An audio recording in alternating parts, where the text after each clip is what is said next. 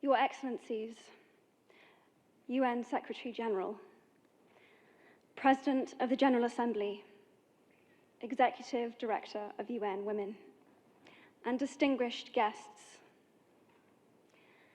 Today, we are launching a campaign called HeForShe. I am reaching out to you because we need your help. We want to end gender inequality, and to do this, we need everyone involved. This is the first campaign of its kind at the UN. We want to try and galvanize as many men and boys as possible to be advocates for change. And we don't just want to talk about it. We want to try and make sure that it's tangible. I was appointed as Goodwill Ambassador for UN Women 6 months ago. And the more I've spoken about feminism, the more I have realized that fighting for women's rights has too often become synonymous with man-hating. If there is one thing I know for certain, it is that this has to stop. For the record, feminism, by definition, is the belief that men and women should have equal rights and opportunities.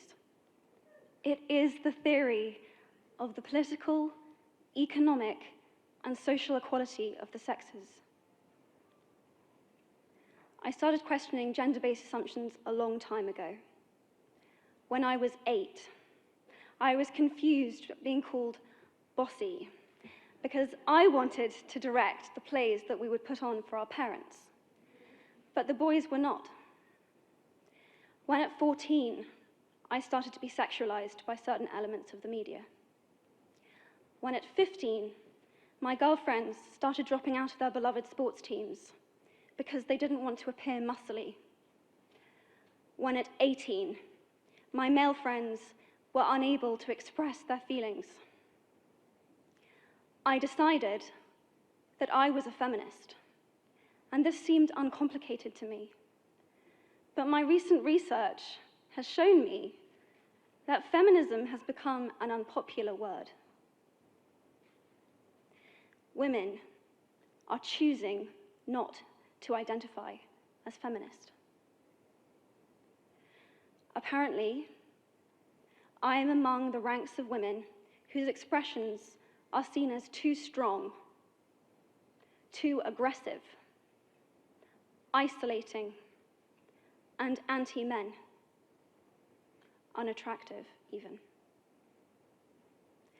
Why has the word become such an uncomfortable one?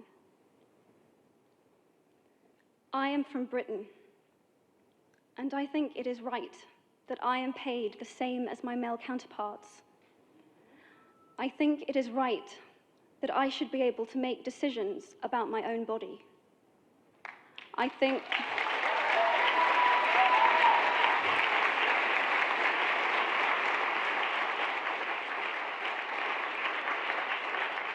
think it is right that women be involved on my behalf in the policies and the decisions that will affect my life. I think it is right that socially I am afforded the same respect as men. But sadly, I can say that there is no one country in the world where all women can expect to receive these rights. No country in the world can yet say that they have achieved gender equality. These rights I consider to be human rights, but I am one of the lucky ones. My life is a sheer privilege because my parents didn't love me less because I was born a daughter. My school did not limit me because I was a girl. My mentors didn't assume that I would go less far because I might give birth to a child one day. These influences were the gender equality ambassadors that made me who I am today. They may not know it, but they are the inadvertent feminists who are changing the world today. We need more of those. And if you still hate the word, it is not the word that is important. It's the idea and the ambition behind it. Because not all women have received the same rights that I have. In fact, statistically, very few have been. In 1997, Hillary Clinton made a famous speech in Beijing about women's rights. Sadly, many of the things that she wanted to change are still true today. But what stood out for me the most was that less than 30% of the audience were male. How can we affect change in the world when only half of it is invited or feel welcome to participate in the conversation? Men, I would like to take this opportunity to extend your formal invitation.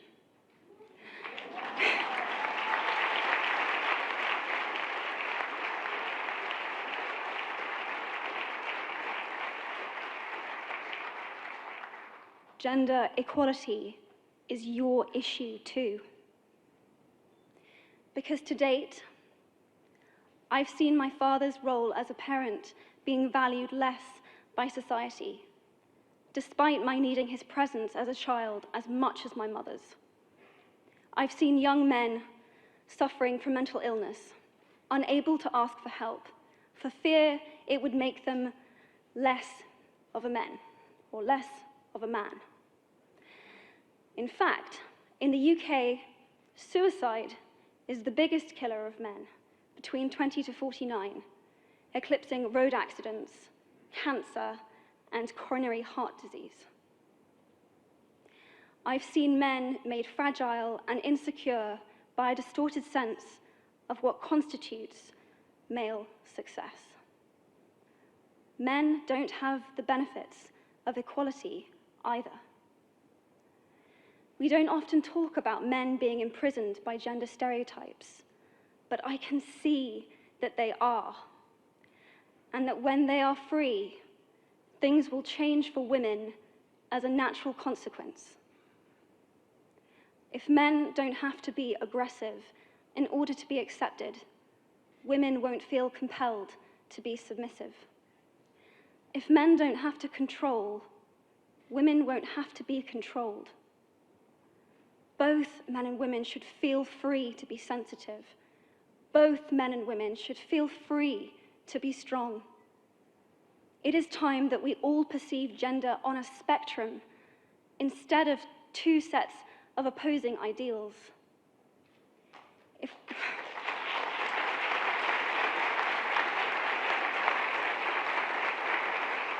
If we stop defining each other by what we are not, and start defining ourselves by who we are, we can all be freer.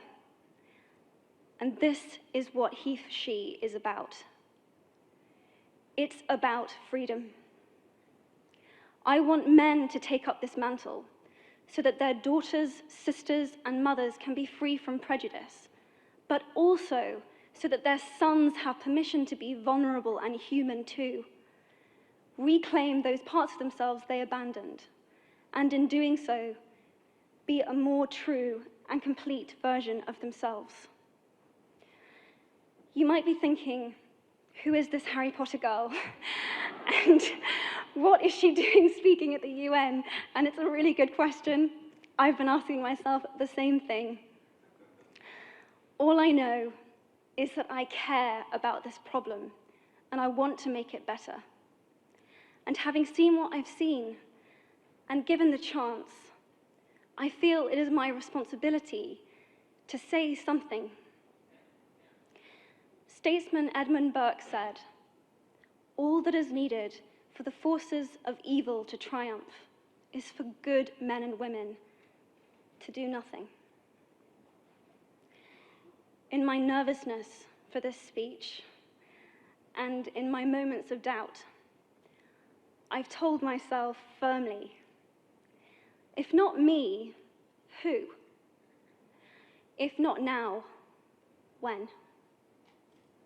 If you have similar doubts when opportunities are presented to you, I hope that those words will be helpful. Because the reality is that if we do nothing, it will take 75 years, or for me to be nearly 100, before women can expect to be paid the same as men for the same work. 15.5 million girls will be married in the next 16 years as children. And at current rates, it won't be until 2086 before all rural African girls can have a secondary education. If you believe in equality, you might be one of those inadvertent feminists that I spoke of earlier. And for this, I applaud you. We are struggling for a uniting word, but the good news is that we have a uniting movement. It is called HeForShe. I am inviting you to step forward, to be seen, and to ask yourself, if not me, who? If not now, when? Thank you very, very much.